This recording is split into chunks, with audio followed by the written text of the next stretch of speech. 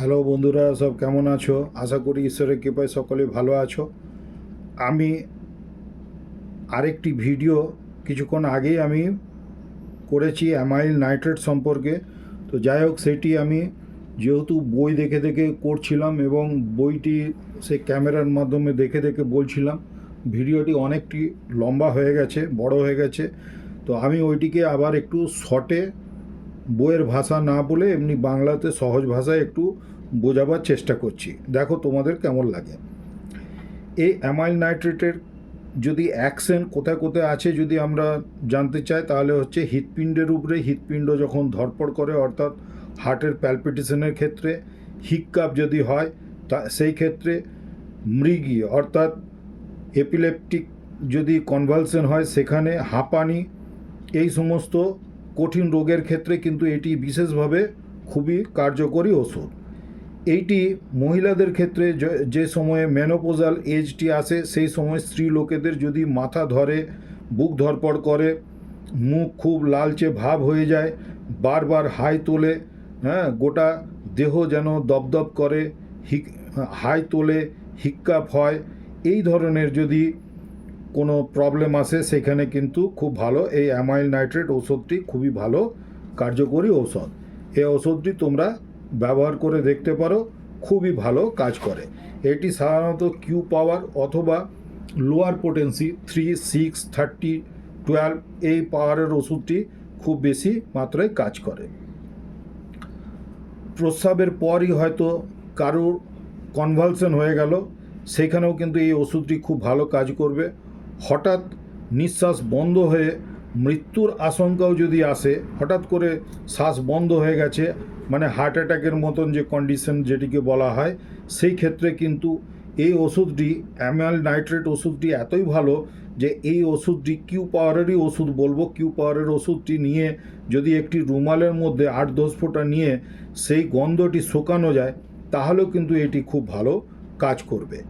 এছাড়াও এটি জাহাজে করে বা নৌকায় করে সমুদ্রের তীরবর্তী অঞ্চলে যদি কেউ ঘোরাঘুরি করে, হ্যাঁ, সেখানে কিন্তু যদি তার সি সিকনেস বলা হয়, বমি বমি ভাব, মাথা ঘোরে, এই জাতীয় যদি প্রবলেম হয়, সেখানে এই ওষুধটির কিন্তু গন্ধ শুকলে সেখানেও এটি খুব ভালো কাজ করবে। এছাড়াও এটি স্নায়ু প্রধান থলথলে স্ত্রী লোকেদের ক্ষেত্রে বয়স সন্ধিকালে যে কোনো রোগের ক্ষেত্রেই কিন্তু এটি খুবই উপযোগী। অ্যামাইল নাইট্রেটের রোগী সবসময় একটু উৎকণ্ঠাযুক্ত হয়, এটি একটি বিশেষ লক্ষণ। এছাড়াও এই ওষুধটি কিন্তু হাঁপানির জন্য খুব ভালো কার্যকরী ওষুধ। যখন হাঁপানির টান খুব বেশি হয়, বিশেষত যদি সকালের দিকে 10টা থেকে 12টা এই রকম সময়ে হচ্ছে, এই জাতীয় যদি সিমটমসটি বাড়ে বা রাতের দিকেও যদি বাড়ে, এমনি দিনের যে কোনো সময়ে এটি বিশেষভাবে কাজই করে। তো যদি এই ওষুধটি খাইয়ে দেওয়া যায় 10 থেকে 12 ফোঁটা একটু উষ্ণ গরম জলে মিশিয়ে, তাহলেও কাজ করবে। যদি সেখানে জল না পাওয়া যায়, তাহলে রুমালের মধ্যে 10 থেকে 12 ফোঁটা রুমালে যদি ভিজিয়ে নিয়ে তার নাকের মধ্যে যদি ধরা হয়, নাকে মুখের মধ্যবর্তী অঞ্চলে যদি শুকিয়ে দেওয়া হয়, তাহলে সেই গন্ধ নিলেও কিন্তু টান অনেকটা কমে যাবে। অর্থাৎ এই ওষুধটির কী ধরনের এফিকেসি একটু দেখো, খুবই কল্পনা করার বিষয়। এই ওষুধটি আমাদের হাতে কিন্তু একটি খুব পাওয়ারফুল ওষুধ আমাদের কাছে এটি আছে। এটি হাঁপানির রোগীকে কিন্তু সম্পূর্ণরূপে সুস্থ করে দিতে পারে। এই ওষুধটি যদি নিয়মিত কেউ ব্যবহার করে, তাহলে কিন্তু সম্পূর্ণরূপে তার হাঁপানি ভালো হয়ে যেতে পারে। এছাড়াও হুপিং কাশিতেও এটি খুব ভালো কাজ করে।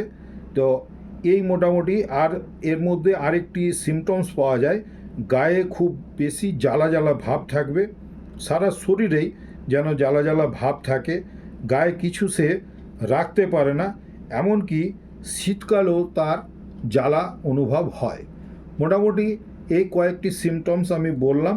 এই সিমটমসগুলির উপরে বেস করে কিন্তু আমরা অ্যামাইল নাইট্রেট ওষুধটি সিলেক্ট করতে পারি এবং এটির খুব ভালো রেজাল্ট আমি আমার দীর্ঘ এক্সপিরিয়েন্স, যে প্র্যাকটিসের অভিজ্ঞতা হয়েছে, তাতে আমি দেখেছি বহু জায়গায় এটি কিন্তু খুব ভালো কাজ করে।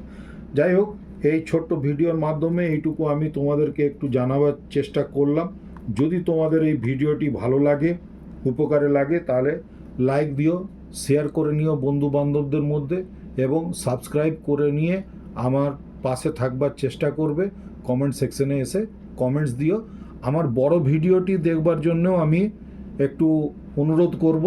বড় ভিডিওটি যদিও বই দেখে দেখে বলার জন্য হয়তো একটু কোনো জায়গায় খারাপ লাগতে পারে, কিন্তু ওইটিও খুব ভালো হয়েছে। যারা বিশেষত পড়াশোনা করছো তাদের কিন্তু অনেকাংশে হয়তো সুবিধা হবে। তোমাদের পরীক্ষার সময় হয়তো দেখবে উত্তর দিতে অনেকখানি সহজ হয়ে যাবে, কেননা আমি ইংলিশ টার্মগুলোকে বাংলায় করে বোঝাবার চেষ্টা করেছি। যাই হোক, ধন্যবাদ। আর এই ভিডিওটিও আবার বেশি লম্বা করব না, কেননা লম্বা ভিডিও কেউ ইউটিউব বা ফেসবুকে অতটা দেখতে চাও না, এই কারণে। ধন্যবাদ। সকলে ভালো থেকো, নিজের শরীরের যত্ন নিও।